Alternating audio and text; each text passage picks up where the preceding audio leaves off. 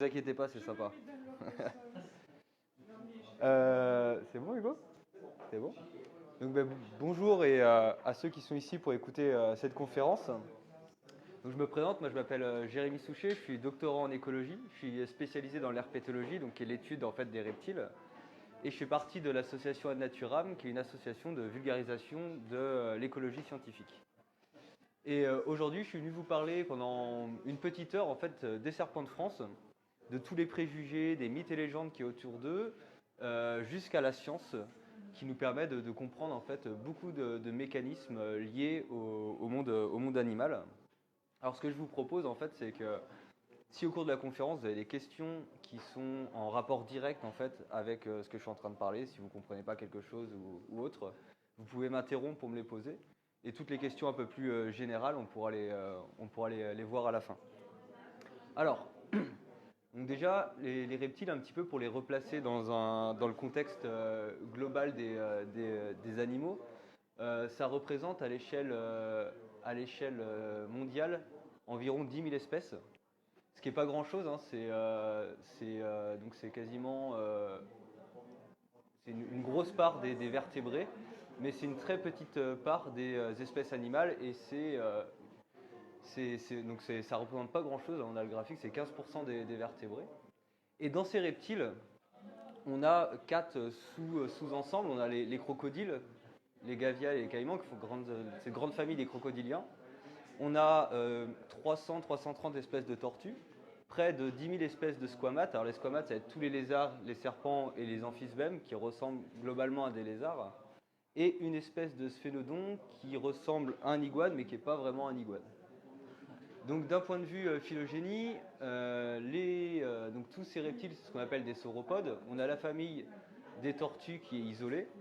Ensuite, on part sur ces branches-là. On a une branche qui nous mène vers les Dinosomorpha ici, qui sont en fait les oiseaux. Et ici, les Crurotarsi, qui sont en fait tous les crocodiles. Donc en fait, quand on parle de crocodiles, les crocodiles sont plus proches finalement des oiseaux qu'ils le sont des autres reptiles. Et on a les lépidosauriens qui sont donc les squamates et les sphénodons. Donc voilà, ça c'est un exemple. Donc ça c'est les testudinés, donc une tortue terrestre, le sphénodon, les crocodiliens. Donc globalement, ils ont tous plus ou moins cette même tête. Et quand on regarde dans les squamates, il y a vraiment une grande diversité morphologique et de couleurs, de taille, de tout ce qu'on veut, avec des varans de Komodo qui peuvent atteindre les 5 mètres. Là, le lézard vert qui est présent en France, qui fait une trentaine de centimètres. Des lézards sans pattes, l'orvé. L'amphisbème, alors là, on ne le voit pas très bien, mais c'est un lézard qui a 4 pattes atrophiées. Et après, les caméléons, les geckos, alors on a plein de choses. Alors ça, c'est les reptiles, mais c'est quoi un reptile? Un reptile, on va dire, il est déterminé par plusieurs caractéristiques. Donc déjà, c'est des animaux qui sont pourvus d'écailles. Donc ici, vous avez 3 écailles de serpents différents, avec ici des écailles qui sont des écailles de serpents semi-aquatiques. C'est-à-dire que vous avez cette petite zone carénée qui est ici, qui va fonctionner comme un pneu de voiture et qui va permettre de chasser l'eau quand le serpent nage, ce qui lui permet d'améliorer sa vitesse de nage. Donc ils ont des écailles et c'est des animaux qui muent. Donc c'est-à-dire qu'ils vont perdre de temps en temps une partie enfin ils vont perdre en fait l'écaille, comment dire, la partie supérieure de l'écaille qui va s'enlever pour laisser apparaître des nouvelles écailles. Donc là vous avez l'exemple sur une vipère et ici sur un lézard. Donc ça fonctionne pas tout à fait pareil. Sur le lézard, la tête en fait va tomber, la peau de la tête va tomber, le lézard va sortir en fait par le cou. Alors que sur les serpents, ça va fonctionner comme une chaussette qu'on retire à l'envers. Donc quand on trouve une mue de serpent, en règle générale, elle est à l'envers. Ce qu'on voit à l'extérieur, c'est l'intérieur des écailles. Ouais, même les crocodiles, les tortues. Alors les tortues, ouais, les crocodiles aussi, mais c'est en fait, vu que c'est très dur les écailles de crocodile, ça va être en fait des écailles qui vont s'enlever indépendamment les unes des autres. Donc on n'aura jamais une mue entière de crocodile comme on peut avoir une mue entière de serpent. Et c'est pareil avec les tortues, on voit très bien sur la carapace, il y a des plaques, et c'est les plaques qui sautent au fur et à mesure. Et donc les écailles, en fait, c'est de la kératine. Donc la kératine, c'est ce qu'on a sur nos ongles ou nos cheveux. Donc nous, nos ongles, ils poussent en fait vers l'avant comme ça. Donc la matrice est ici et l'ongle pousse comme ça et on coupe la partie morte au bout. Chez les reptiles, en fait, la matrice est en dessous et l'écaille va pousser en fait un peu plus vers le haut, finalement, qu'en longueur. Et chez les reptiles, on a deux modes de reproduction. On a soit des animaux qui vont être vivipares, donc comme nous, soit des animaux qui vont être ovipares, c'est-à-dire qui vont pondre des œufs. Donc on retrouve un petit peu tout ça. Et surtout, en fait, les reptiles, ils ont cette particularité supplémentaire, c'est que ce sont des animaux ectothermes. Je ne sais pas si c'est un mot que vous connaissez, l'ectothermie. Alors, pour l'expliquer simplement, ectotherme, ça veut dire température extérieure, c'est-à-dire que c'est des animaux qui ne peuvent pas réguler leur propre température corporelle. Ils sont dépendants de la température du milieu pour leur température corporelle. Donc si on prend un exemple ici, vous avez la température en gris d'une journée, donc qui augmente jusqu'à midi et qui redescend. Vous avez nous, les mammifères, qui sommes endothermes, donc température interne, donc on régule notre température. Donc peu importe la température du milieu, on a une température qui reste stable. Les serpents, eux, quand les températures vont être fraîches, ils vont sortir dehors, se mettre au soleil. Ils vont faire ce qu'on appelle la thermorégulation. Et ils vont capter les rayons du soleil pour se chauffer. Et à l'inverse, quand il fait trop chaud, ils vont rester à l'ombre, dans une haie par exemple, ou s'enterrer dans le sol, pour diminuer leur température corporelle. Donc on a en fait des animaux qui suivent comme ça les températures journalières. Alors, quand on dit ectotherme, on imagine toujours que ces animaux-là, ils vont avoir exactement la même température que le milieu. Mais en fait, s'il se fait trop chaud, les serpents, on ne va pas forcément les trouver, par exemple, parce que leur activité physiologique va être dépendante en fait de ces températures et d'une gamme de températures. Si on prend des serpents français, passé 35 degrés, en fait, tout s'arrête parce que toute la chaîne métabolique s'arrête parce qu'en fait, elle est surproductive et les animaux vont plus pouvoir fonctionner correctement. Et s'ils restent trop longtemps au soleil, finalement, en fait, ils sont en train de bouillir progressivement de l'intérieur. Donc ils vont être obligés de diminuer leur température corporelle. Alors ça, c'est juste pour faire un état des lieux assez rapide. Ça, c'est tous les reptiles qu'on peut trouver en France. Donc on a énormément de lézards, un petit peu moins de serpents, quelques tortues. Et on a la chance d'avoir ce qu'on appelle des espèces endémiques, c'est-à-dire que c'est des espèces qu'on trouve uniquement sur notre territoire. Alors c'est surtout le cas chez des lézards. Par exemple, ces trois lézards-là sont des lézards qui ne vivent que dans les Pyrénées. Ailleurs sur la planète, on ne les retrouvera pas. Et on a aussi donc, ce qu'on appelle des espèces introduites. Donc c'est le cas de la tortue à tempe rouge, qu'on connaît mieux sous le nom de la tortue de Floride. Je ne sais pas si vous avez déjà entendu parler. C'est une tortue qui a été pendant très très longtemps vendue en animalerie. C'est tout petit, c'est tout mignon, sauf que ça vit 40 ans et les gens en fait déménagent, n'en veulent plus et les remettent dans les ruisseaux près de chez eux parce que c'est une tortue, ça vit dans l'eau. Sauf que ces espèces-là, derrière, elles peuvent avoir des impacts plus ou moins importants sur les populations locales. Et on a quelques espèces d'animaux venimeux, donc c'est le cas des 4 vipères qu'on a en France. L'aspic qui est dans la partie sud de la France, la vipère dans la partie nord, la séoane qui est uniquement dans les Pyrénées et l'orsini qui est uniquement dans les Alpes. Alors, les reptiles, comme les amphibiens d'ailleurs, les reptiles sont tous protégés en France et ils représentent 24% des espèces protégées en France. Et ils sont concentrés, enfin la plupart des espèces en fait sont concentrées quand même dans le sud-est. Vous avez ici donc le nord, ça représente moins de 5% de reptiles, alors qu'ici on a plus de 16 espèces qui sont représentées sur le pourtour méditerranéen. Bon, ça se comprend assez bien, étant donné qu'ils ont besoin de chaleur, ils vont être dans des milieux où les températures sont quand même les plus favorables. Donc là, pour la région ici, on est entre 9 et 13 espèces en fonction des départements. Alors, ils sont tous protégés, ces serpents, mais néanmoins, ils sont assez méconnus en France. Enfin, là, je vais quand même commencer à parler un peu plus des serpents. Ils sont très méconnus en France et ils sont pas forcément beaucoup aimés. Et ça, c'est des cas de journaux qu'on a de titres de journaux qu'on a régulièrement retrouvés. Donc, on a un python capturé à la fac de Melun.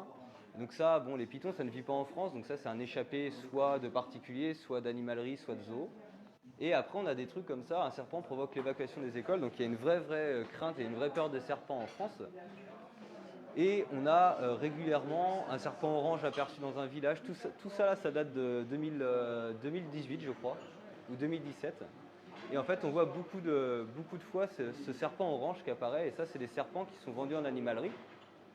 Donc la plupart du temps, en fait, quand ces serpents ils sont retrouvés, ils sont directement tués par les gens parce qu'ils en ont peur, ils savent pas ce que c'est orange, c'est peut-être dangereux. Sauf que ça, c'est des couleuvres parce que les gens ne savent pas faire la différence. Et en fait, très souvent, quand on regarde le détail, c'est des serpents qui font 3 mètres, c'est des trucs énormes, c'est dangereux, ça peut tout faire. En règle générale, ils font même pas le mètre, ces serpents-là. Et les gens, en fait, s'inquiètent souvent de trouver des couleuvres de plus d'1 mètre dans leur jardin. Mais en fait, ça, c'est une couleuvre française qui est présente sur tout le territoire et qui est très abondante. Et en fait, c'est normal de trouver des serpents dans notre jardin. C'est même plutôt bon signe, en fait. C'est-à-dire que l'environnement qui est autour de chez vous est favorable d'une manière assez générale à la biodiversité, parce que les serpents vont être en haut de chaîne alimentaire. Donc s'il n'y a pas de proie, les serpents ne seront pas là. Et il y a des fois des cas qui vont un peu plus loin, où ça c'était, si je ne me trompe pas, en 2016, où donc un impressionnant serpent a été vu en fuite sur les bords de Loire. Et donc la gendarmerie avait été contactée, il y avait des vidéos qui avaient tourné, c'était une couleuvre verte et jaune, donc qui est une couleuvre qui est représentée sur tout le territoire, qui est une couleuvre qui fait 1 mètre, c'est 1,50 m, c'est sa taille habituelle. Et en fait sur leurs réseaux sociaux, donc Twitter et Facebook, la gendarmerie avait fait des appels. Donc il fallait, si on trouvait le reptile en bord de Loire, il fallait absolument préciser la date, lieu et heure et contacter la gendarmerie. Donc les flics étaient à la recherche quand même d'un serpent, qui est un serpent sauvage normal en France. C'est pour montrer un petit peu la bêtise que ça peut entraîner, la peur des serpents. Alors je ne sais pas si vous savez faire la différence entre les couleuvres et les vipères. Il y a quelques critères assez efficaces. Alors, on va commencer par ça, je reviendrai sur les autres après.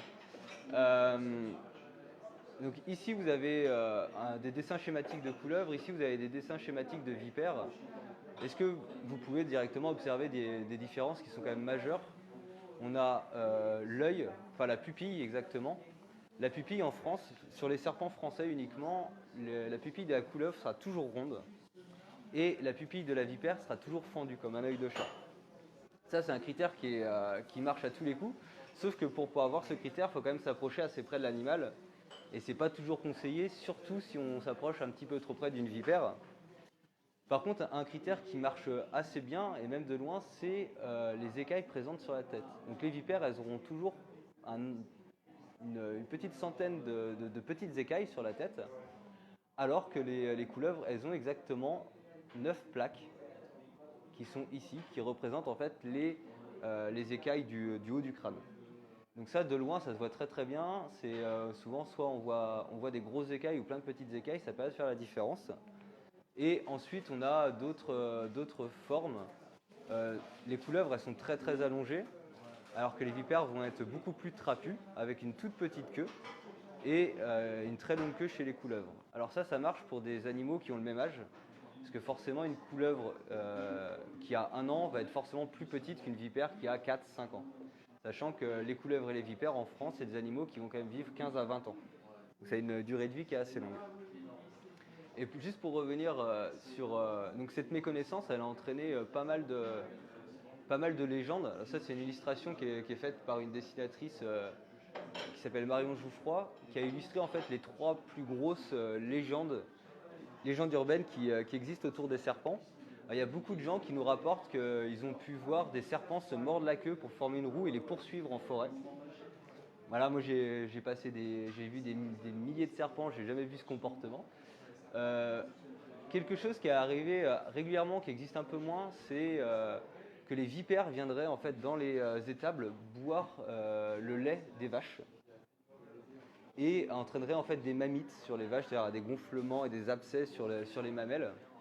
Et en fait, celle-ci, l'explication elle est complètement inconnue parce que c'est très incohérent. Celle-ci, elle s'explique, alors c'est faux bien entendu, mais ça s'explique parce qu'en fait, pendant l'hiver, quand on rentre les vaches à l'étable, parce qu'il fait froid dehors et que les prairies sont gelées, il n'y a plus forcément d'herbe, les serpents, comme on l'a vu, ils sont ectothermes, donc eux, ils vont hiberner pendant l'hiver. Et hiberner dans du foin, dans une étable qui est chauffée par la chaleur des animaux, c'est idéal. Donc en fait, les vipères, elles vont aller se mettre dans l'état de foin. Et vous êtes éleveur, vous rentrez, vous êtes en train dans l'étable, vous remuez votre foin et vous délogez en fait des vipères. Et vous avez peur de la vipère, donc premier réflexe, vous prenez la pelle qui est à côté et vous éclatez la vipère. Et en fait, en éclatant la vipère, vous allez en fait faire relarguer tous les sucs gastriques qui sont à l'intérieur de l'estomac. Et les sucs gastriques d'une vipère, c'est blanc, c'est la couleur du lait. Et donc, vous avez une vipère avec du suc gastrique blanc, donc vous avez l'impression qu'elle vomit du lait quand vous l'écrasez. Vous avez en même temps dans l'étable une vache qui a développé une mamite pour X raisons, et en fait, le rapprochement s'est fait très très vite, et les gens se sont dit que c'était la vipère dans l'étable qui avait bu le lait de la vache et qui l'avait en fait contaminé. Voilà. C'est ce qu'on appelle en fait une erreur écologique, c'est prendre deux faits et les associer alors qu'en fait ils ont strictement rien à voir les uns avec les autres. Et la dernière légende qui est encore très très tenace et qui a presque 30 ans maintenant, c'est le lâcher de vipères par hélicoptère. Il y a beaucoup de gens qui sont persuadés que les chercheurs relâchent régulièrement des vipères par hélicoptère. Alors, les vipères, ça vole très mal. Un vol en hélicoptère, ça coûte très cher. Donc, c'est quelque chose qu'on pratique absolument pas. D'ailleurs, il n'y a même pas de programme de réintroduction de vipères en France. Et en fait, il y a plusieurs explications potentielles. C'est pas trop grave. Il y a deux explications. Il y a une explication qui est due, je crois, où pendant la guerre, il y avait des caisses militaires qui étaient déposées. Et ces caisses avaient été estampillées Viper, qui était une marque allemande d'armement. Et donc les gens, Viper, ils ont fait un petit peu un lien entre les deux. Et la deuxième, c'est qu'il y a eu beaucoup de caisses qui ont été déposées en montagne pendant un temps pour l'acheminement de matériel. Et les caisses étaient restées à l'abandon et les vipères en fait se sont servis de refuge. Et quand des curieux sont arrivés et ont bougé les caisses, parce qu'on est tous curieux, on aime bien bouger les trucs, et bien en fait ils ont découvert des vipères dessous et à l'inverse ils ont cru que c'était justement des caisses qui avaient servi au transport de vipères et qu'elles étaient encore dedans. Voilà, donc ça c'est. Mais alors, cette légende-là, elle a vraiment fait le tour des journaux dans les années 80. Quoi. Et c'est encore tenace maintenant. J'ai rencontré des gens qui m'affirment qu'ils ont vu un hélicoptère déposer un sac rempli de serpents dans le jardin de leurs voisins. Voilà. On voit très vite que c'est complètement incohérent, mais les gens sont tellement persuadés qu'on ne peut pas les convaincre du contraire. Et une dernière légende aussi qui est assez intéressante, les gens pensent que les serpents hypnotisent leur proie. Et alors c'est le cas aussi, c'est relayé dans le livre de la jungle avec K qui hypnotise ses proies. Et en fait ça c'est dû au fait que les serpents ne clignent jamais des yeux, parce qu'ils ont des paupières et qui sont constamment fermées. Mais étant donné qu'elles sont transparentes, on ne les voit pas. Donc les lézards, eux, vont pouvoir cligner des yeux, les serpents ont une paupière qui est toujours fermée, donc ça donne cette impression un peu hypnotique quand ils vous regardent, parce qu'ils vous fixent constamment. Donc ça c'est ce qui a entraîné un peu cette légende d'hypnose du serpent. Voilà dans les grandes lignes sur ce que ça a entraîné. Alors, ah pardon, excuse-moi. Les vipères, ils ont pas aussi une espèce de mini UV, enfin, il n'y a pas un... Ouais, alors c'est... oui. Alors, en fait, la coloration des vipères, des fois, leur dessine un V effectivement sur le crâne, mais c'est pas systématique. C'est dû à la coloration de l'animal, et si tu as un animal qui est tout uni, parce que ça arrive, les vipères, elles ont autant les couleuvres, elles sont bien définies dans les couleurs, autant une vipère aspi, ça peut passer du jaune au rouge brique en passant par le marron, donc il y a plein de couleurs, pour la même espèce d'ailleurs. Donc ça fonctionne, mais faut se méfier. Ça peut arriver qu'on tombe sur des vipères qui sont monochromes. Alors ça, c'est deux caractéristiques intéressantes aussi sur les serpents qui ne sont pas trop connues. Donc vous avez une couleuvre ici et une vipère ici. Donc la vipère, vous voyez bien la différence avec la couleuvre, c'est la présence ici des crochets à venin. Donc ça va être, les crochets à venin, c'est des dents très particulières qui sont rentrées dans les gencives et qui ne sortent uniquement au moment de la morsure pour injecter du venin. Et en fait, ça fonctionne plus comme une seringue où il y a un canal à l'intérieur et donc elle va sortir ses dents qui vont servir d'aiguille pour aller planter et injecter le venin. Et contrairement à beaucoup de représentations de serpents qu'on peut avoir, les crochets sont uniquement en haut, il n'y en a pas en bas. Et quand une vipère ouvre la gueule, pour impressionner, ces crochets ne sont pas sortis, elle les sort vraiment au moment de la morsure uniquement. Donc toutes les représentations qu'on peut avoir, souvent de serpents, de cobras, donc les crochets ici sont fausses. Et je ne sais pas si vous voyez ici, vous avez donc là, les mâchoires inférieures, ici et ici, et elles ne sont pas reliées. Est-ce que vous avez une idée de pourquoi ces mâchoires ne sont pas reliées chez les serpents? Exactement. Donc les serpents n'ayant pas de bras, c'est très difficile pour eux de pouvoir déchiqueter une proie pour la manger. Donc ils sont obligés de l'avaler en entier.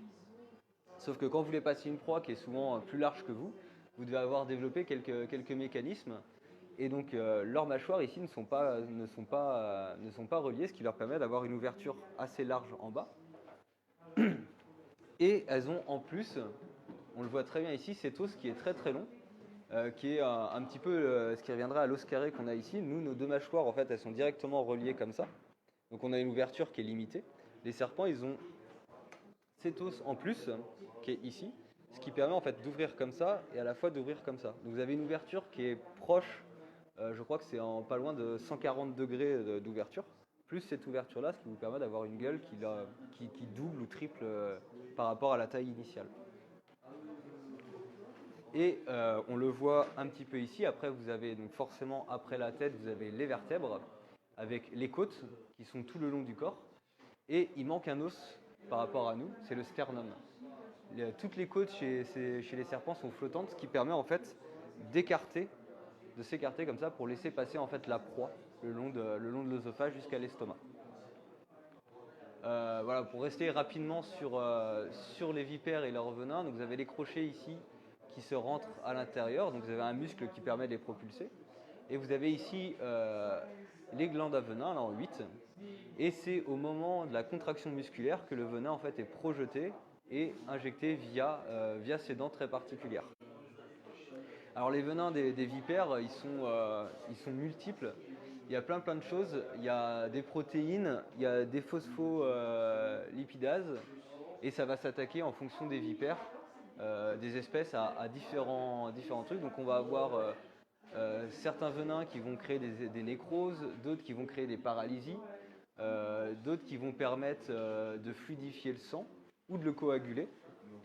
Ça dépend. Et ce qui est très difficile dans la production d'un antivenin, c'est que souvent une vipère et une espèce de vipère va produire un ensemble plus ou moins différent de tout ça.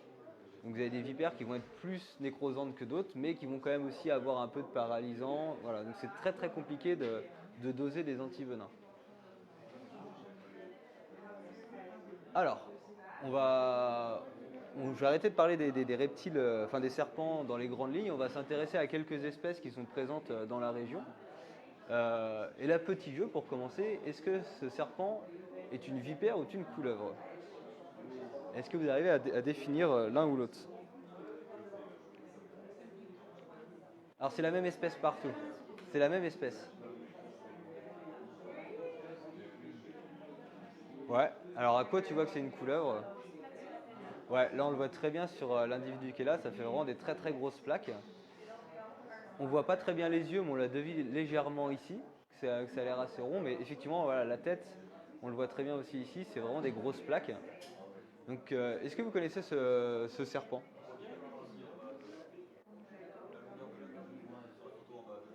Ici? Ouais, effectivement là la queue est assez longue, on voit que là le corps s'arrête et tout d'un coup il y a une petite dépression et la queue est assez longue. C'est pas le plus évident à voir, faut être habitué. Est-ce que vous connaissez cette espèce par le plus grand des hasards? C'est la couleuvre d'Esculape. Je ne sais pas si vous avez déjà entendu parler. Alors là, vous avez globalement, ça c'est 3 adultes. Il n'y a pas de dimorphisme sexuel chez l'espèce, donc on ne sait pas. Là, comme ça, je ne peux pas vous dire si c'est un mâle ou une femelle. Par contre, ça c'est le juvénile. À la naissance, en fait, et pendant les 2 premières années de vie, le serpent il possède donc des petites taches comme ça et un collier très jaune qu'il perd avec le temps pour retrouver derrière un corps assez uni, marron, avec des petites mouchetures. Donc ça, c'est la couleuvre d'Esculape. Et c'est Esculape avec un E majuscule parce que ce serpent, vous le voyez au quotidien. Je pense que tous les jours, ou presque tous les jours, vous le croisez, ce serpent. Il est représenté sur beaucoup de vitrines. Je ne sais pas si vous avez déjà fait attention à ça. Il est sur le cadossé des pharmacies. Alors c'est le serpent qui est sur le cadossé des pharmacies, c'est la couleuvre d'Esculape. Parce que tout simplement, Esculape, Esculape c'est le nom romain, mais sinon c'est Asclepios en grec, c'était le dieu de la médecine qui était capable de se transformer en serpent. Et en fait c'était un dieu qui se baladait de village en village et qui avait son bâton de la connaissance avec le serpent qui était enroulé autour et qui venait apporter la connaissance de la médecine aux gens. Alors il ne venait pas les soigner, il a rapporté la connaissance. C'est pour ça que le serpent est souvent relié à la connaissance, parce que justement il était transporté par Esculape. Et cette espèce, on estime qu'elle est arrivée en France avec pendant l'époque gallo-romaine, où les Romains en fait sont venus avec ce serpent parce qu'ils transportaient ce serpent avec eux, parce que les serpents étaient des formes divines et en les sacrifiant aux oracles, ils pouvaient justement contacter les dieux à travers ces serpents-là, et avec tout un symbole de la mue qui représentait le mal qui quittait le corps et la renaissance. Ça, c'est une autre espèce de serpent français. Donc là, c'est assez simple, couleuvre ou vipère. Couleuvre, voilà, on voit encore très très bien les grosses plaques, on voit très bien l'œil ici, ou genre surtout ici. Est-ce que vous connaissez cette espèce? Du tout. Alors ça, c'est la couleuvre à collier. Ça se voit, alors légèrement, l'adulte a un collier ici noir qui s'efface avec le temps, mais pareil, le juvénile a un collier qui est très très très très bien marqué. Donc vous avez 3 adultes et ici le juvénile. Alors ici l'adulte il a une position particulière. Qu'est-ce qui lui arrive d'après vous à cet adulte? Pourquoi il a cette position?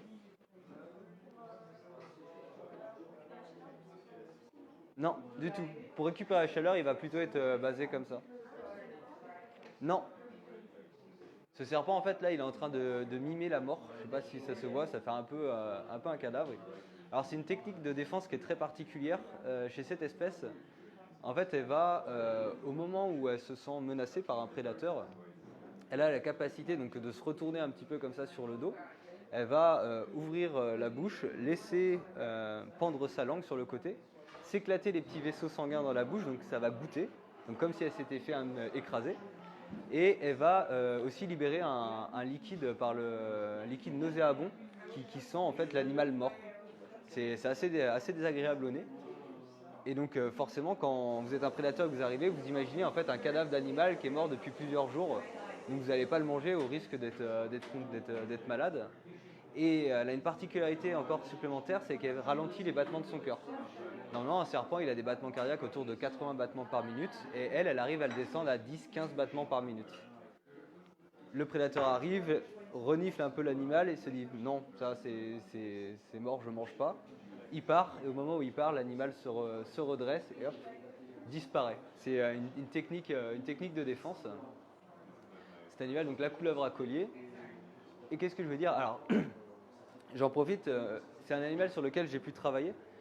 Donc Hugo, est-ce que tu peux aller cliquer sur les vidéos sur le PC? Je vous ai préparé 2 vidéos. Alors il y a celle-ci, tu peux cliquer sur celle-ci et l'avancer un petit peu.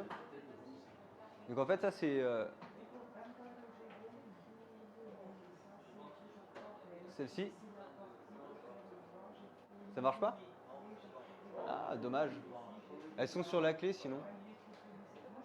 Alors en fait ici là c'est juste pour vous montrer des images d'éclosion de serpents que j'ai eu l'occasion de filmer. Alors pour vous donner un ordre d'idée sur la taille, l'œuf ici il est à peu près gros comme ça. Et le serpent qu'en sort il fait 15 cm. Donc c'est très très... il est hyper bien rangé à l'intérieur. Tu t'en sors Hugo ou pas? Tu peux lancer la vidéo? Sur la clé? Sur la clé? S'il te plaît. Ah, sinon on va faire sans, c'est pas bien grave. Ok. C'est pas grave, on va faire sans. Donc en gros, c'était vraiment pour vous montrer l'éclosion d'un serpent, ça prend pas 3 minutes. Ça peut prendre entre 7 et 14 heures facilement. Où en fait la coquille va se fendre, le serpent va sortir un petit peu sa tête, va regarder un petit peu l'environnement qui l'entoure, re-rentrer dans sa coquille, ressortir et sentir comme ça, jusqu'à temps en fait que le cordon ombilical sèche et tombe. Parce qu'en fait dans l'œuf il est quand même raccordé avec un cordon ombilical. Et au bout d'un moment il sort et à partir du moment où il est trop sorti, il est tellement déroulé qu'il ne peut plus re-rentrer en fait dans sa coquille. Donc si je reviens juste... Ah, c'est bizarre, je peux plus passer les... T'as fait une manip chelou. Donc désolé parce que celle-ci était très rigolo, j'avais fait un petit montage avec une chanson, mais c'est pas grave. Elle était... on fera sans. Non. T'as tout. Tu peux pas... Ouais. Bon, si vous avez des questions, c'est le moment parce que... Si vous voulez que je revienne sur des trucs d'avant. Et il a tout cassé. Ouais. Moi j'ai une question. Ouais. Pouli, il a un vitellus dans la côte. Ouais, il y a du jaune en fait. Il y a un vitellus. En fait, super. Attends, c'est bon? Ah, mais super. Si tu peux l'avancer un petit peu, tu peux l'avancer ici là. Donc on voit le serpent qui rentre et qui sort. Tu peux le. Et donc il va vraiment regarder. Bon, les vidéos sur les diapos, ça marche jamais très bien. C'est belle? Tu peux passer directement à la diapo d'après, ça bug un peu. Il n'y a pas de mal. Parce que moi j'ai plus accès avec le petit. Ah super. Et donc oui, donc il y a la mère en fait, elle va en partie garder les œufs à l'intérieur pendant, on va dire, 3 semaines après la fécondation de l'œuf, où elle va investir beaucoup de réserves. Et après, quand elle va pondre l'œuf, donc elle va le pondre souvent dans des cavités. Donc là, c'est un rassemblement de couleuvres à collier sous une bâche qui font des sites de ponte communautaires.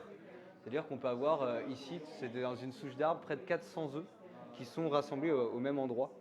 C'est ce qu'on appelle souvent des nids de serpents parce qu'à l'éclosion, tout le monde sort en même temps et donc ça fait une densité de serpents énorme. Et donc il y a l'œuf qui, en partie, se développe dans la maman.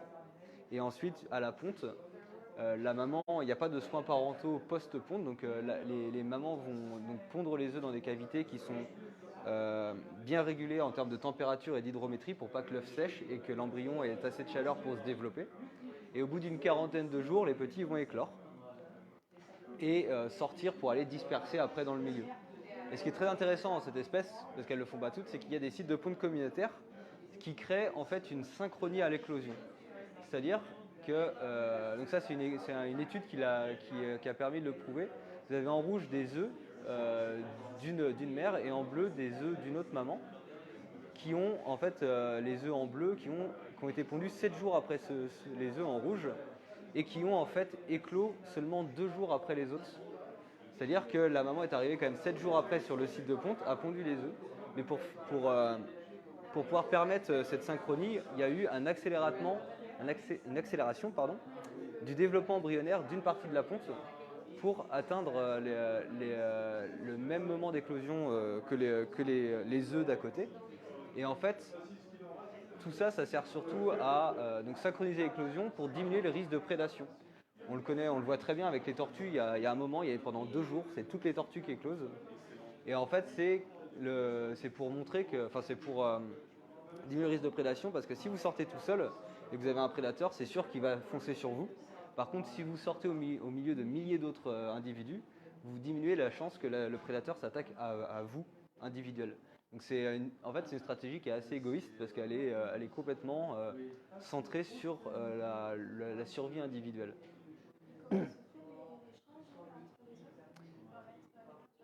Comment se fait la synchronie? Alors, c'est un truc qu'on n'a pas réussi vraiment à montrer pour le moment, mais on suppose qu'en fait, c'est par le rythme cardiaque. En fait, le rythme cardiaque, c'est ce qui est représenté en fait ici.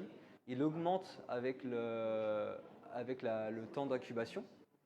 Et en fait, on suppose que dans ces sites communautaires, le fait que la coquille est assez molle et que le contact entre des œufs permet en fait une synchronisation du rythme cardiaque avec les œufs qui sont pondus après qui vont accélérer beaucoup plus rapidement leur rythme cardiaque que les autres pour justement rattraper leur retard. Sachant que l'activité cardiaque, ça va être une des observations qu'on peut faire pour l'activité métabolique et du coup le développement embryonnaire. Donc on suppose qu'il communique par ça, on n'a pas réussi encore à le démontrer, on travaille dessus, mais on n'est pas bien sûr que ce soit ça. Après, il peut y avoir des échanges de composés chimiques qui n'arrivent qu'à certaines périodes, mais les battements cardiaques, ça paraît la meilleure piste pour le moment. Alors, autre serpent, autre histoire, couleuvre ou vipère.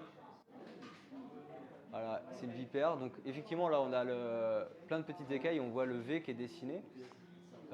Ici, qui est très bien dessiné aussi sur celle-ci, donc c'est des très mauvais exemples d'images pour prouver le contraire. Mais on voit aussi surtout très bien la pupille qui est fendue.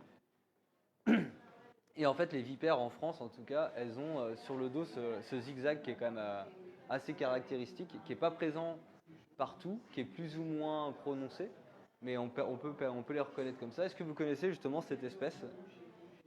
Non, c'est la plus connue, c'est la vipère aspi. Je ne sais pas si vous avez déjà entendu parler. Alors, voilà, ça c'est les mêmes espèces. On voit bien qu'il y a des variations de couleurs. Là c'est gris, là c'est marron clair, là c'est un peu rouge, là c'est marron foncé. Il y a vraiment plein de couleurs. Donc ça c'est la vipère aspic. Et ah oui, donc la vipère aspic, elle est assez intéressante parce que comme les vipères en France, elles ont une stratégie de reproduction qui est complètement différente de celle des couleuvres. Donc on a vu que les couleuvres, elles pondaient des œufs, donc elles sont ovipares. Les vipères en France, elles sont vivipares. Elles sont vivipares et elles ne se reproduisent pas tous les ans. Même très souvent, elles se reproduisent qu'une seule fois et après elles meurent. Donc c'est très particulier. C'est-à-dire qu'elles vont investir énormément d'énergie à la prise, de temps, à la prise de masse, à faire du gras, pour pouvoir ensuite nourrir tous les embryons au moment de la reproduction. Et en fait, elle va tellement investir de temps et d'énergie dans la reproduction qu'au moment de la mise mât, elle est complètement épuisée, elle n'a plus aucune réserve, et si elle ne remange pas dans les jours qui suivent, elle va en fait simplement mourir. Et donc ça, c'est une méthode de reproduction qu'on appelle la sémelparité. Donc en gros, pour refaire un ensemble sur les stratégies reproductives, on a deux grandes stratégies dans le règne animal, c'est les stratégies K et R. Stratégie K, c'est un peu notre stratégie, c'est qu'on fait peu de petits, par contre on s'en occupe très longtemps. Et donc il y a peu de bébés, mais on favorise la survie des jeunes, donc en s'en occupant, en les surveillant, en les nourrissant, ce genre de choses. Et la stratégie R, c'est l'inverse, c'est qu'on fait beaucoup de petits. Par contre, il y a une survie qui est très faible. Par exemple, c'est le cas chez les poissons, où il y a beaucoup d'œufs, mais les parents s'en occupent pas, et ils sont livrés à eux-mêmes. C'est le cas aussi chez les amphibiens, avec les grenouilles, il y en a plein de têtards, et en fait, dans ces têtards, il y en a très peu qui deviendront des adultes. Et il y a toutes les espèces, en fait, elles sont basées sur cet intermédiaire, donc elles sont plus ou moins K, plus ou moins R. Et il y a cette troisième méthode de reproduction qui est la sémelparité, c'est se reproduire une fois et mourir. Et donc il y a plusieurs espèces qui le font. Il y a le saumon du Pacifique qui est assez connu, où le saumon, une fois qu'il naît, il part en mer, il vit sa vie pendant plusieurs années, il grandit, et au moment de se reproduire, il remonte le fleuve pour aller dans des sites de reproduction. Les adultes se reproduisent, frayent, et ensuite meurent. Donc ça c'est un cas. La néréis, c'est un genre de ver marin, qui vont en fait se rassembler sur une seule et même zone à un moment donné de l'année. Et en fait, tout le corps de l'animal est rempli soit d'ovules, soit de spermatozoïdes, c'est-à-dire que tous les autres organes ont disparu à ce moment-là. Et à un moment précis, tous ces animaux explosent en même temps, ce qui libère les gamètes dans l'eau, donc les spermatozoïdes et les ovules, qui trouvent leur chemin et se fécondent. Et un dernier cas qui est encore un petit peu différent de sémelparité, surtout chez le mâle, c'est le cas de la menthe religieuse, où après la reproduction, la femelle va avoir tendance à manger le mâle pour faire des réserves énergétiques. Et si ça vous intéresse, il y a Hugo qui, dans les quelques mois qui arrivent, va faire une conférence uniquement sur la menthe religieuse. On parlait uniquement de la menthe religieuse pendant une heure. C'est ça, il y a de quoi dire. Et donc la vipère, voilà, elle fait partie de ces espèces-là qui se reproduisent une fois et qui, faute de réserve, risquent de mourir en fait après. Et sémelparité, ça vient de la mythologie grecque, et c'est une histoire qui est assez sympa, donc je vais vous la raconter assez brièvement. Accrochez-vous parce que c'est de la mythologie grecque, donc c'est le bordel. Sémélé, d'où vient le nom, c'est donc la fille d'un roi qui était d'une beauté prodigieuse selon les textes, et donc qui était en plus la maîtresse de Zeus. Enfin, une des maîtresses de Zeus, qui était le dieu parmi les dieux. Et forcément, Zeus étant marié à Héra, Héra appréciait très peu la relation que pouvait avoir Zeus avec Sémélé. Donc, elle décide en fait de s'attaquer à Sémélé parce qu'elle est incapable de s'attaquer à Zeus directement. Et pour s'attaquer à Sémélé, elle se fait passer pour Béroé, qui était la nourrice de Sémélé. Donc, elle se transforme en Béroé et vient voir Sémélé en lui disant ton Zeus, pour moi, c'est pas le vrai Zeus, il t'a menti. Demande-lui de jurer sur le Styx qu'il est bien Zeus. Donc Sémélé hésite et finit par se dire que c'est une bonne idée de faire ça et demande à Zeus de jurer sur le Styx de se montrer dans sa toute-puissance. Sauf que quand Zeus se montre dans sa toute puissance, en règle générale, ça entraîne la destruction et la mort autour de lui. Mais épris d'amour, Zeus quand même décide de prouver à Sémélé qu'il était bien Zeus. Et en prouvant qu'il était bien Zeus, tue Sémélé. Sauf que ce qu'il se rend compte en tuant Sémélé, c'est qu'en fait Sémélé était enceinte. Et Zeus récupère l'enfant du cadavre de Sémélé et l'insère dans sa cuisse pour que l'embryon continue de grandir. Et quand donc, l'enfant était prêt à naître, il est sorti de la cuisse de Zeus ou de Jupiter, dont l'expression sortir de la cuisse de Jupiter, donc se prendre pas pour de la merde, entre guillemets. Et celui qui est sorti de la cuisse de Zeus, c'était Dionysos. Donc c'est l'histoire de Sémélé, donc, qui est morte en enfantant, entre guillemets, qui a donné le nom à cette stratégie de reproduction. Voilà, pour la petite histoire. Dernière espèce, je sais pas quelle heure il est, encore 15-20 minutes et j'aurai fini. C'est couleuvre ou vipère encore, voilà, couleuvre, donc on voit très bien l'œil, on voit très bien les grosses plaques ici. Cette couleuvre, c'est la couleuvre vipérine. Donc elle porte le nom vipérine qui vous fait penser, j'espère, à vipère. Est-ce que vous imaginez pourquoi on a donné en fait ce nom de couleuvre vipérine à cette couleuvre? Exactement. On a un schéma sur le corps. Alors on le distingue pas forcément très bien, mais on voit un genre de zigzag ici. On le voit très bien là, on le distingue un petit peu ici. En fait, cette espèce, elle a opté comme stratégie de défense de ressembler à la vipère. Donc en gros, c'est ce qu'on appelle du mimétisme pur et simple, où on mime un animal dangereux alors qu'on ne l'est pas pour pouvoir se protéger des prédateurs. On va en parler un petit peu plus du mimétisme. C'est ce qu'on appelle en fait ces signaux-là, qui alertent sur la dangerosité de l'animal, c'est ce qu'on appelle des signaux aposématiques. Donc il peut être sous forme de couleur ou de son. On a par exemple des grenouilles, les dendrobates, qui sont les grenouilles bleues, rouges, pétantes, je ne sais pas si vous avez déjà vu, qui sont des grenouilles ultra toxiques. En fait, vu qu'elles sont toxiques, elles vont plutôt que se cacher et se confondre avec le paysage en étant vertes, par exemple dans les feuilles, elles vont s'afficher, et en s'affichant, elles préviennent leurs prédateurs qu'elles sont toxiques. Donc c'est viens essayer de me bouffer, mais c'est à tes risques et périls, entre guillemets, c'est ça l'idée. Et donc on a deux types de mimétisme. On a ce qu'on appelle le mimétisme mullérien et bathésien. Le mimétisme mullérien, c'est en fait une convergence évolutive où deux animaux toxiques, donc ici le papillon vice-roi et le papillon monarque, vont converger vers un seul et même signal, donc ils se ressemblent énormément, parce que c'est un signal qui est très très bien reconnu par leurs prédateurs. Donc l'évolution a fait que ces deux animaux se ressemblent beaucoup pour les mêmes raisons. Et le mimétisme bathésien, c'est le cas aussi de la couleuvre vipérine qui utilise celui-ci, c'est où un animal absolument inoffensif, comme la cirfe ici, qui va mimer des motifs d'animaux dangereux, venimeux pour leurs prédateurs, comme la guêpe. Et donc la couleuvre vipérine, donc ça c'est l'autre exemple, c'est assez sympa. En fait, les serpents, c'est des très bons modèles de mimétisme de signaux aposématiques. Ici, vous avez un crotal, donc serpent venimeux, qui a comme signal aposématique le son de la crécelle, qui est très emblématique. Et vous avez le spermophile de Californie et la chevêche des terriers qui ont la capacité de mimer le son de la crécelle. Donc ils vont, le chant, en cas de danger, elle va chanter comme un crotal ferait bouger sa crécelle. Vous avez ici le tricoréier, c'est un serpent marin de Nouvelle-Calédonie qui est toxique, venimeux, et une pieuvre en fait qui va le mimer en enfonçant 6 de ses bras dans le sol et en gardant juste 2 bras comme ça à l'extérieur pour mimer le serpent marin. On a ici un serpent de Sud-Amérique qui est venimeux aussi, qui va être mimé par des chenilles. Donc là vous avez la tête de la chenille et en cas de danger elle se laisse pendre et elle va gonfler sa tête pour avoir la même tête qu'un serpent. C'est l'abdomen? Non, c'est la tête. Hein, ici.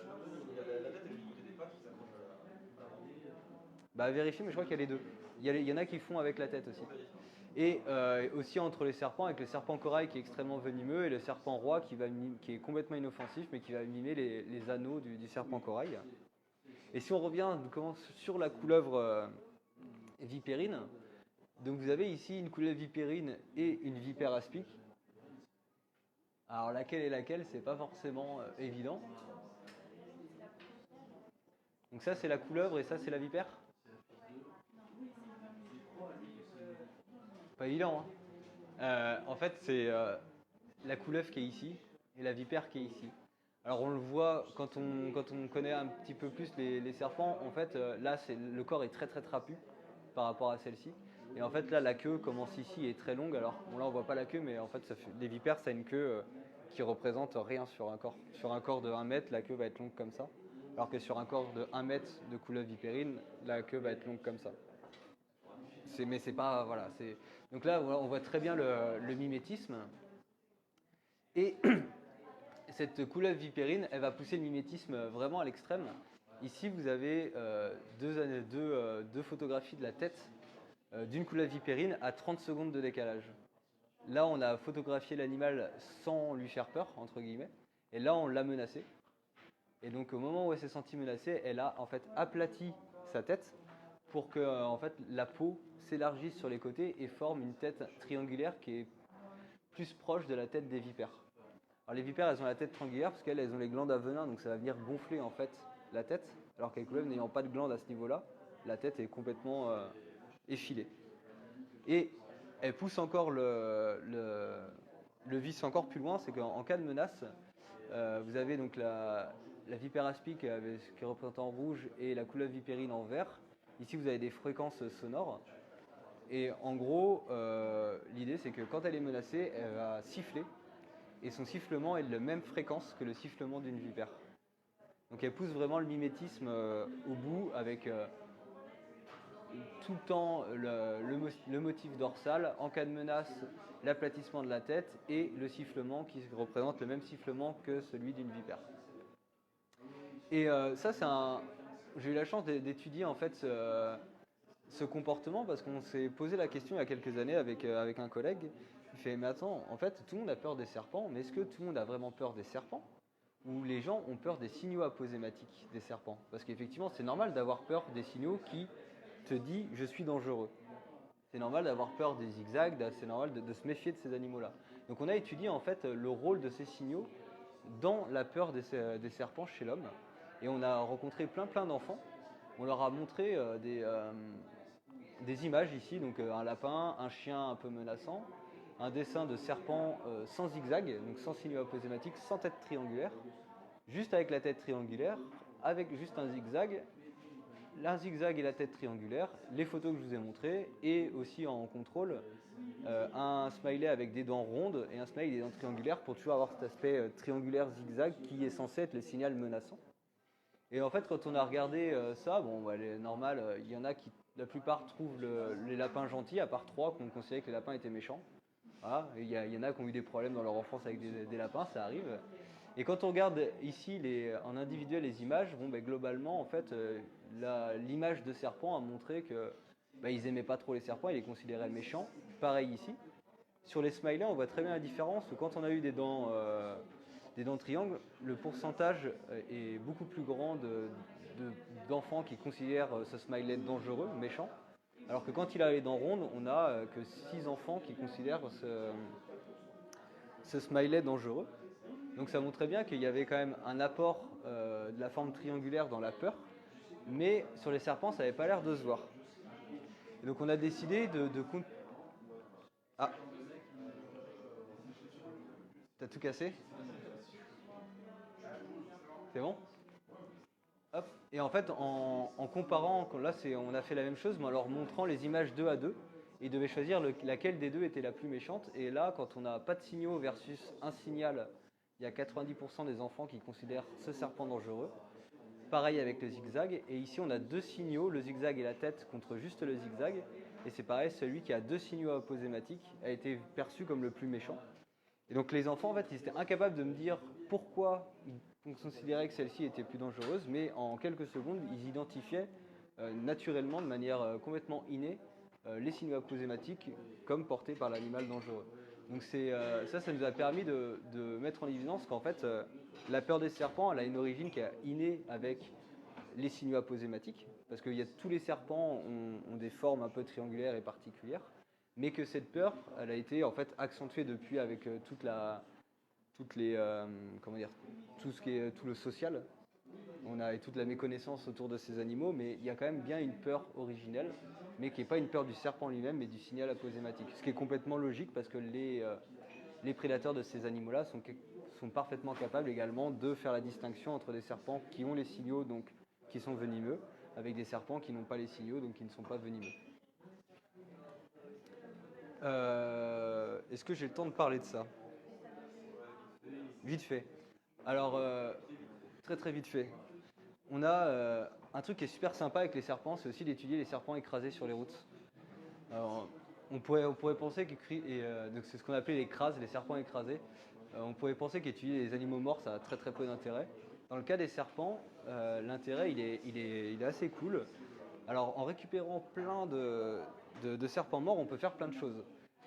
On peut déjà mesurer ces animaux-là, mais on peut aussi mesurer la place des organes à l'intérieur, parce que l'animal étant longiforme, tous les organes sont rangés les uns à la suite des autres. Okay, donc c'est très facile d'estimer, par exemple, d'ouvrir un serpent mort, de regarder son foie, et de mesurer où commence le foie et où s'arrête le foie, et de relayer ça en fait à la condition corporelle des animaux, donc c'est-à-dire à la bonne santé des animaux, c'est-à-dire qu'un foie plus long correspond en fait à un animal qui est en meilleure santé, qui a plus de réserves, entre guillemets.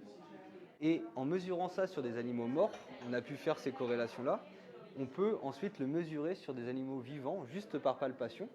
On mesure l'animal dans toute sa longueur, on mesure la longueur du corps de l'animal, et par palpation, on est capable de trouver le début et la fin du foie, et mesurer en fait la longueur du foie, et relier ça en fait, et donc en mesurant sur des animaux vivants et en connaissant la corrélation entre taille du foie et taille de l'animal, on a pu estimer comme ça la santé des serpents, juste par palpation. Donc ça, on extrapole ce qu'on trouve sur les animaux morts aux animaux vivants. Ça nous a permis aussi de faire des dosages de métaux lourds et de pesticides. Vu que c'est des animaux qui sont en haute chaîne alimentaire, ils vont vraiment accumuler beaucoup de pesticides à travers le temps, et surtout qu'ils vivent très longtemps. Et ça nous informe énormément sur la qualité de l'environnement dans lequel ils se trouvent. Et à titre d'exemple, on a trouvé il y a quelques années sur des jeunes serpents des pesticides qui étaient interdits depuis plus de 15 ans. C'est-à-dire que dans l'environnement, ces pesticides, alors que ça fait 15 ans qu'on a arrêté l'usage, sont encore présents en assez grande quantité pour être retrouvés chez les serpents. Et donc ça donne globalement des indications sur les conditions de population et les périodes de reproduction. Et ça fait... alors ça on va passer, c'est pas trop grave. Et un dernier truc qui a été intéressant en capturant donc, ces serpents morts, là, donc là on a des serpents morts qui viennent de partout en France. Et on a les points GPS de tous les endroits où ces serpents sont ramassés sur les routes. Et en fait, on s'est rendu compte que c'était souvent au même endroit qu'on récupère les serpents. Sur une route qui était d'1 kilomètre, c'était toujours sur la même centaine de mètres qu'on trouvait des serpents morts. Alors on a commencé à se poser la question de pourquoi c'est toujours ici que les serpents se font écraser. Et en fait, en regardant un petit peu les cartes paysagères de la route, on pouvait voir que voilà, ici on avait une haie qui était continue le long de la route, et ici une haie et qui était séparée ici par rien. Donc la haie a été arrachée comme beaucoup de haies en bord de champs céréaliers, où la haie n'a pas d'utilité, donc est arrachée par l'agriculteur, et une haie qui se retrouve ici. Et en fait, tout simplement, le serpent, quand il est dans sa haie, lui, il va se déplacer pour diverses raisons, pour la reproduction, pour chasser, ce genre de choses. Et quand il est ici, il a le choix soit donc de traverser la route pour aller de l'autre côté, soit de continuer dans la haie dans laquelle il est. Le serpent, il n'est pas stupide, hein, il va très rarement traverser la route ici parce qu'il sait que c'est une exposition aux prédateurs et que ça va lui augmenter sa chance d'être détruit. Donc il va continuer dans la haie. Sauf que quand il arrive en bord de haie, le serpent il voit pas qu'il y a une haie à 100 mètres plus loin. Par contre, il voit qu'il y a une haie de l'autre côté. Donc dans de nombreux cas, le serpent en fait, il ne sait pas vraiment quoi faire, donc il va potentiellement traverser la route pour rejoindre la haie qui est plus proche de l'autre côté et se remettre à l'abri. Et c'est dans ces zones-là en fait que les serpents sont écrasés. En fait, on a relié comme ça la mortalité routière due aux serpents à la dégradation en fait des habitats agricoles. Et donc on a mis plusieurs systèmes en place en fait pour permettre aux animaux de diminuer ces risques de mortalité. Vous avez ici par exemple le cas d'un animal qui veut venir pondre ici parce que c'est la zone la plus idéale pour pondre. Donc le serpent il ne le sait pas forcément. Donc pour lui permettre de rejoindre ce site de ponte, soit on restructure les haies, donc on fait des programmes de restructuration du bocage par exemple, soit on va créer des sites de ponte artificiels de l'autre côté de la haie, là où il n'y en avait pas, pour que les animaux n'aient plus besoin en fait de se poser la question de est-ce que je traverse ou est-ce que je vais en face. Et donc si vous voulez en entendre un peu plus parler des haies et des rôles majeurs en fait de la haie dans tous les systèmes agricoles, au mois de mars, on redonne une conférence qui est axée justement sur la haie, où on parlera très en détail du rôle écologique en fait des haies dans nos systèmes agricoles et naturels. Voilà, je vais m'arrêter ici. Du coup, voilà, si jamais vous êtes d'autant plus curieux, on est un petit peu partout. On a un site internet et sur le site internet, vous pourrez aussi retrouver tout ce qu'on a pu faire, les conférences. Ouais, hein? Bah, je l'ai dit, mais on est une association. Et on fait tout ça, c'est bénévole. On est beaucoup, on est 6 dans l'association à produire du contenu. Il y a des gens qui produisent du contenu de manière aléatoire et on fait donc les dessins que vous voyez affichés au mur. On écrit des articles de vulgarisation. Vous pouvez retrouver toutes les conférences qu'on a pu faire sur Internet. Donc voilà, si jamais vous avez un peu de temps à perdre et que vous êtes curieux, il y a plein de choses à voir. Merci de m'avoir écouté. Du coup, si vous avez des questions, moi je suis encore là pendant une petite demi-heure, donc faut pas hésiter. Voilà.